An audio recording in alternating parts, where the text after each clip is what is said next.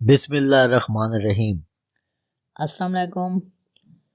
گوری کا گاؤں قسط نمبر 3۔ لگتا ہے رات بلی بچا ہوا سالن الماری سے نکال کر کھا گئی۔ صبح جب منال چھپرے میں بیٹھی چائے پی رہی تھی تو الماری سے رات والے برتن معاذ نکال کر لایا اور میلے برتنوں کی جگہ پر رکھتے ہوئے بولا۔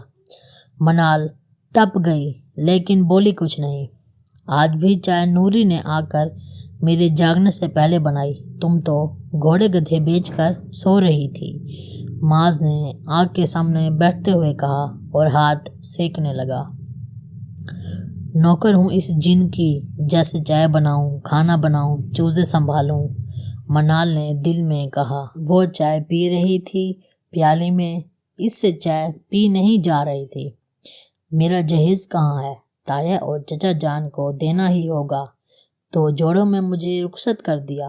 آج ہی فون کر کے اپنے جہیز کا مطالبہ کروں گی۔ ایک کپ بھی نہیں میرے پاس کہ چائے ہی پی سکوں۔ منال سوچے جا رہی تھی۔ معاذ نے اسے دیکھا، اس کی آنکھوں میں نیند کا خمار تھا۔ وہ لال رنگ کی شال اوڑھے ہوئی تھی، اس نے بالوں کا جوڑا بنایا ہوا تھا اور آگے لٹیں باہر جھول رہی تھیں۔ معاذ اس کی جھکی ہوئی پلکوں کو دیکھ رہا تھا۔ ایک پل کو اس کا دل الگ انداز میں دھڑکا، پھر سنبھل گیا۔ میں کھیتوں کی طرف جا رہا ہوں۔ یہ کہنے کا فائدہ تو نہیں کہ چوزوں کا خیال رکھنا۔ نوری اور اس کا شوہر دلشاد تھے تو سارا گھر سنبھال لیتے تھے۔ میں نے سوچا گھر والی آئے گی تو ان کی ضرورت نہیں ہوگی، مزید گھر والی اپنا گھر خود سنبھالے گی۔ مگر گھر والی کے تو واٹس ایپ کے سٹیٹس ہی ختم نہیں ہوتے رہے۔ معاذ نے کہا، مجھے کام کرنے کی عادت نہیں ہے۔ وہاں تائی اور چچی کھانا بناتی تھیں، ہم لڑکیاں بس پڑھائی پر دھیان دیتی تھیں۔ منال نے جھکی ہوئی پلکوں کے ساتھ جواب دیا۔ بس لڑکیوں کو ڈپٹی کمشنر لگنا تھا، سسرال میں جو کام نہیں سکھایا۔ معاذ نے کہا، جب کام کے لیے ملازم ہیں تو آپ مجھ سے کیوں کام کروانا چاہتے ہیں؟ آپ افورڈ کر سکتے ہیں۔ منال نے کہا، جب بیوی نہیں تھی، کوئی بہن یا بھابھی بھی نہیں تھی تو نوری اور دلشاد کو ملازم رکھا۔ وہ میرے کھیتوں میں کام بھی کرتے ہیں۔ گھر میں کوئی خاتون نہیں تھی تو ان سے کام کا کہا تھا، معاذ نے سختی سے جواب دیا۔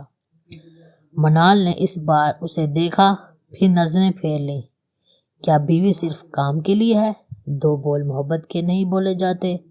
موصوف سے تعریف نہیں کرتے بیوی کی؟ بس کام، کام اور کام، منال دل میں کہتی جا رہی تھی۔ میں جا رہا ہوں، دوپہر کے کھانے میں پراٹھا بنا لینا اور انڈا بھی، لسی نوری لے کر آئے گی۔ پراٹھا بنانا آتا ہے نا؟ معاذ نے کہا۔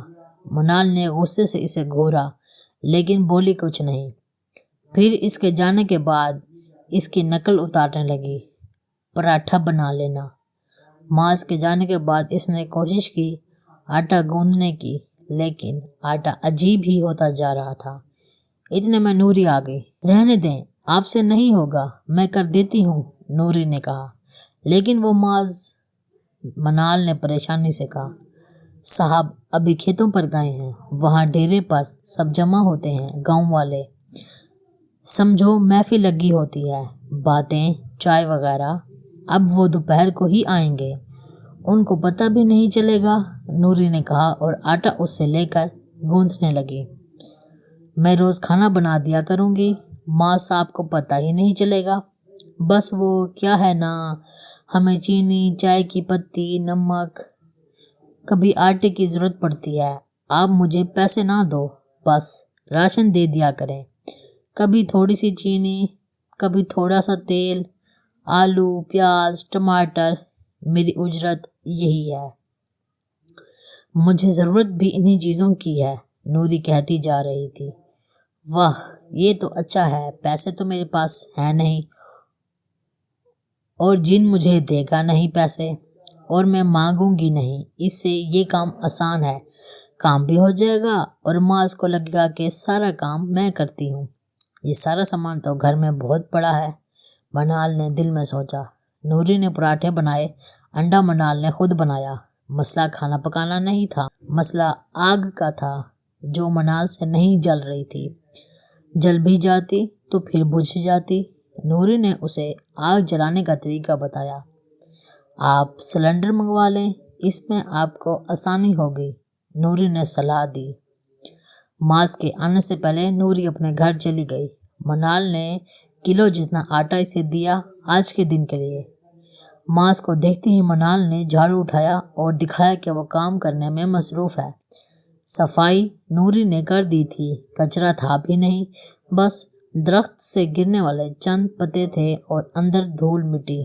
معاذ اندر داخل ہوا تو دیکھا منال کے ہاتھ میں جھاڑو ہے اور وہ صاف زمین پر خالی جھاڑو پھیرتی جا رہی تھی۔ معاذ نے آئی برو اوپر کی طرف کیا اور کمرے میں چلا گیا۔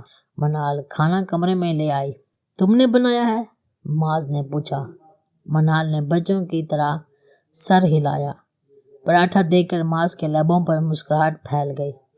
بے وقوف لڑکی، اتنے سالوں سے نوری کے ہاتھوں کے پراٹھے کھا رہا ہوں، پہلی نظر اور پہلے نوالے میں پہچان جاتا ہوں کہ نوری نے بنائے ہیں، معاذ نے دل میں کہا اور کھانے لگا۔ منال گلابی رنگ کا سوٹ لے کر نہانے چلی گئی۔ معاذ کھانا کھانے کے بعد پھولوں کو پانی دینے لگا۔ منال نہا کر نکلی اور میک اپ باکس کھولا، ہلکا سا اچھا سا میک اپ کیا، بھیگے بال شانوں پر پھیلائے، نیلے رنگ کا نیا شال نکال کر وہ باہر آئی۔ اس کے قریب آ کر انجان بن کر پھولوں کو دیکھنے لگی۔ معاذ کی نظر اس پر رک گئی، وہ چور نگاہوں سے اس کی طرف دیکھتا جا رہا تھا۔ معاذ پھر باہر چلا گیا اور شام کو ہی واپس آیا۔ اس نے بغل میں ایک مرغا دبایا ہوا تھا۔ حکم صادر ہوا کہ مرغے کی آؤ بھگت اب اس کی ذمہ داری ہے۔ توبہ ہے، اب یہ منوس مرغا بھی سنبھالنا پڑے گا، وہ غصے میں بولی۔ مرغی تو چوزوں سمیت ڈیرے میں شفٹ کر لی گئی تھی، اب منال کو اس مرغے کے نخرے اٹھانے تھے۔ رات کو سردی بڑھنا شروع ہو گئی تو منال چھپرے میں آ گئی اور آگ جلانے لگی۔ آگ جلانا اسے نوری نے سکھا دیا تھا، لیکن پھر بھی اس سے آگ نہیں جل رہی تھی، بار بار دھواں اٹھ رہا تھا۔ اس کو غصہ آ گیا، اس نے لکڑی پھینک دی اور غصے سے اٹھ کھڑی ہوئی تو سامنے سے آتے ہوئے معاذ سے ٹکرا گئی۔ اف، دیکھ کر نہیں چل سکتی؟ معاذ اسے کندھوں سے پکڑ کر بولا۔ منال اس غیر متوقع ٹکر کی وجہ سے ڈر گئی تھی اور بس اس کی آنکھوں میں دیکھے جا رہی تھی۔ وہ اسے ہلکا سا جھٹکا دے کر بولا، چلو اندر، رات بہت ہو گئی ہے۔ معاذ اس کا ہاتھ پکڑ کر آگے بڑھا۔ منال کھینچتی چلی آئی۔ کمرے میں آ کر غور کیا تو اب تک منال کا ہاتھ اس کے ہاتھ میں تھا۔ پاگل لڑکی، میرا ہاتھ کیوں پکڑا ہوا ہے؟ وہ اس کا ہاتھ جھٹک کر بولا۔ میں نے کب؟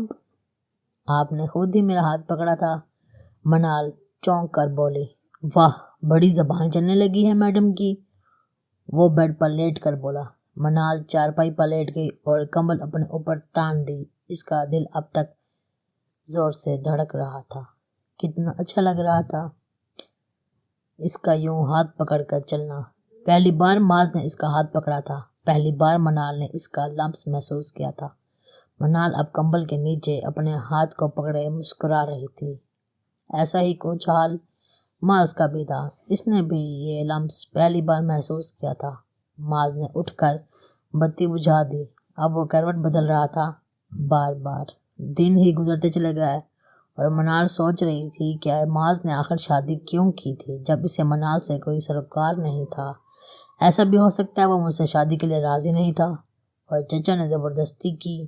اس نے سوچا کام کا اسے کوئی مسئلہ نہیں تھا، وہ سارا کام چوری چوری نوری سے کروا لیتی تھی اور سارا کریڈٹ خود لے لیتی تھی۔ معاذ کے سامنے ساتھ والی پڑوسن کے ساتھ اس کی اچھی خاصی دوستی ہو چکی تھی، ان میں سے کوئی نہ کوئی روزانہ ان کے گھر آ جاتی اور کافی دیر تک باتیں کرتی۔ کبھی منال کو ان کا آنا اچھا لگتا اور کبھی وہ تنگ ہوتی۔ تنگ وہ اس لیے ہوتی کہ خواتین اس سے معاذ کے متعلق سوالات کرتی تھیں جن کا اس کے پاس کوئی جواب نہیں ہوتا تھا۔ اس کے گھر میں کافی درخت تھے اور ان میں چڑیا، بلبل، فاختہ اور کچھ پرندے بھی تھے جس کا نام یہ نہیں جانتی تھی۔ माज सुबह सुबह फर्श पर गंदम के दाने डालता था और ये सारे परिंदे आकर दाना खाने लग जाते थे।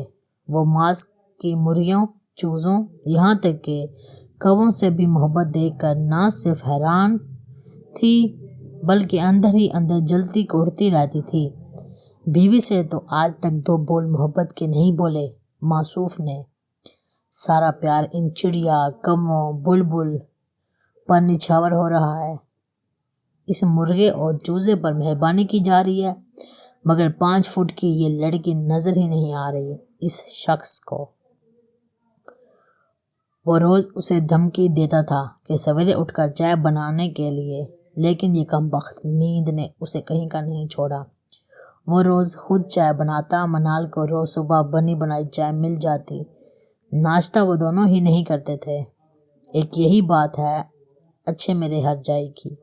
वह चाय पीते पीते मुस्कुरा देती।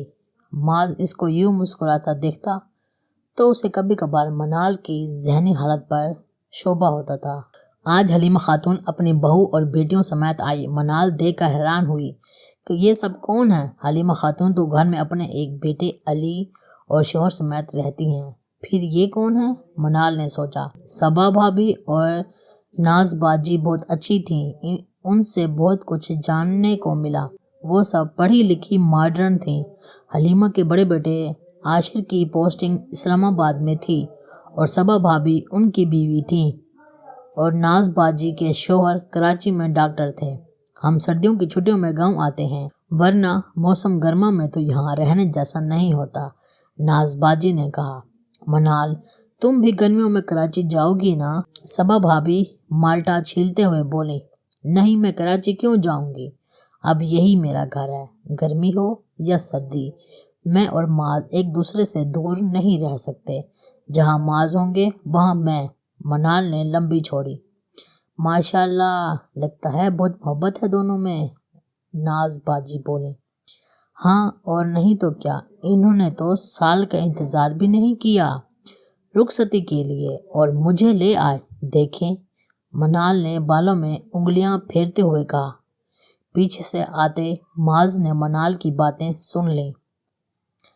हमारी कहानियाँ होती ख़त्म। अगली किस्त के साथ फिर मुलाकात होगी। अल्लाह हाफिज़। दोस्तों, अगर आपको हमारी ये आज की कहानी पसंद आई है तो लाइक और कमेंट करना बिल्कुल मत भूलिएगा। और अगर आप ऐसी मज़ीद कहानियाँ सुनना चाहते हैं तो हमारे चैनल को सब्सक्राइब करके बेल आइकॉन पर प्रेस करना बिल्कुल मत भूलिएगा।